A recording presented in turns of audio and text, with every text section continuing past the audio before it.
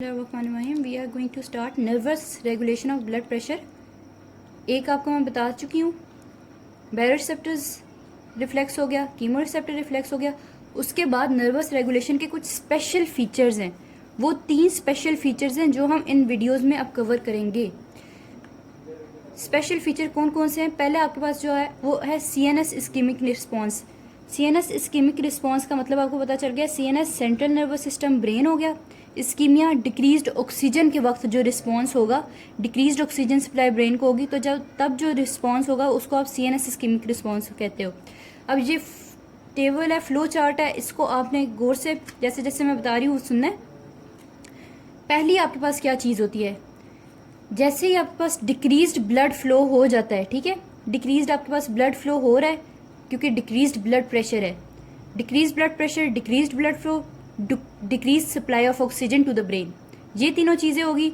जैसे ही decreased blood flow to the brain हो रहा है तो आपके पास ब्रेन का खतरा होता है कि आपके पास ऑक्सीजन की डेफिशिएंसी की वजह से टिश्यू की डेथ ना हो जाए, सेरेब्रल इस्कीमिया ना हो जाए, ठीक है। तो आपके पास क्या होता है, decrease blood flow to the vasomotor center in the brain stem, क्योंकि वेजोमोटर सेंटर जो है ये मेन आपके पास इधर रेस्पिरेटरी सेंटर होते हैं और जो मेन आपके पास हार्ट रेट का कंट्रोल करने का भी सेंटर है वो वेजोमोटर सेंटर है। जैसे ही आपके पास डिक्रीज ब्लड फ्लो हुआ ब्रेन में, वेजोमोटर सेंटर जो है उसने इसको सेंस करना है, ठीक है। वेजोमोटर सेंटर के इर्द गिर्द जो है ना अकुमुलेशन ऑफ कार्बन डाइऑक्साइड हो जाएगी और लैक्टिक एसिड हो जाएगी। जैसे ही ऑक्सीजन की डेफिशिएंसी और एक्यूमुलेशन ऑफ कार्बन डाइऑक्साइड और लैक्टिक एसिड की एक्यूमुलेशन हो जाएगी वेजोमोटर सेंटर के इर्द गिर्द, तो आपके पास वेजोमोटर सेंटर की जो न्यूरॉन्स हैं उनकी एक्टिवेशन हो जाएगी, strong excitation of the neurons of vasomotor centre.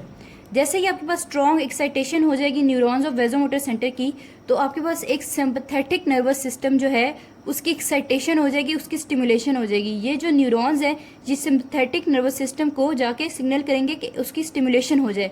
Sympathetic response आपका स्टिमुलेट हो जाएगा और वो रिस्पॉन्स फिर क्या करेगा, एक आपके पास सबसे पहली चीज़ जो करवानी है वो वेजो कंस्ट्रिक्शन है। जैसे ही वेजो कंस्ट्रिक्शन होगी आपके पास वीनस रिटर्न जो है, ब्लड जो है वेन्स आपकी कंस्ट्रिक्ट हुई हैं, वीनस रिटर्न आपका इंक्रीज हो गया, तो आपके पास इंक्रीज कार्डियक आउटपुट हो जाएगी और इंक्रीज आपके पास ब्लड प्रेशर हो जाएगा।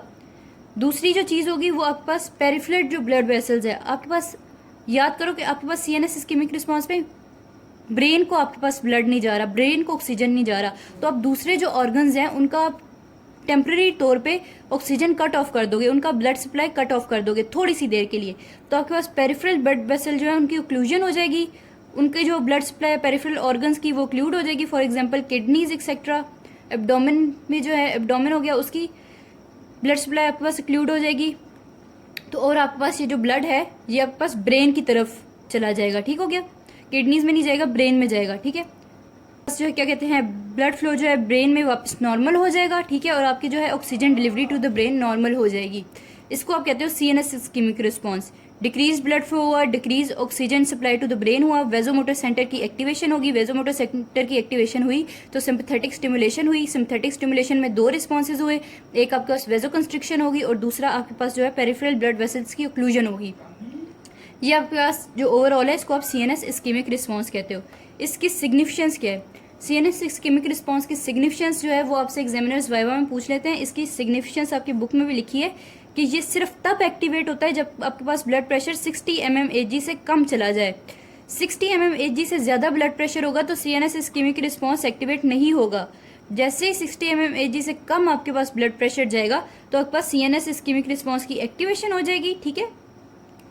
और इसको आप कहते हो इमरजेंसी प्रेशर कंट्रोल सिस्टम, ठीक है। फॉर एग्जांपल जैसे बैरोरिसेप्टर थे वो नॉर्मली थोड़ा सा ऊपर नीचे हो जाए ब्लड प्रेशर एक्टिवेट हो जाते थे, मगर जो CNS इस्कीमिक रिस्पॉन्स है वो आपके पास एक्टिवेट नहीं होता जब तक ब्लड प्रेशर 60 mmHg से नीचे ना चला जाए। इसलिए आपको लास्ट डिच स्टैंड भी इसको कहा जाता है कि आपके पास आखिरी जो मूवमेंट है, आखिरी जो मोस्ट डेंजरस मूवमेंट है उस पर जाके आपके पास ये एक्टिवेट होते हैं ताकि आपके ब्रेन को ये बचा सकें ऑक्सीजन की डेफिशिएंसी से और आपके पास ब्रेन में नॉर्मल ब्लड फ्लो दोबारा रेगुलेट कर सकें, इसलिए इसको आप लास्ट डिच स्टैंड भी कहते हो। वरना अगर आपके पास CNS इस्कीमिक रिस्पॉन्स एक्टिवेट ना हो, एग्जामिनर पूछता है लास्ट डिच स्टैंड क्यों कहते हैं, आपने बताना है कि अगर ये एक्टिवेट ना हो तो आपके पास परमानेंट ब्रेन डैमेज हो सकती है। इस परमानेंट ब्रेन डैमेज को आप प्रिवेंट करने के लिए आपके पास CNS इस्कीमिक रिस्पॉन्स है जो आपके पास normal blood supply to the brain को दोबारा वो रेगुलेट कर लेता है।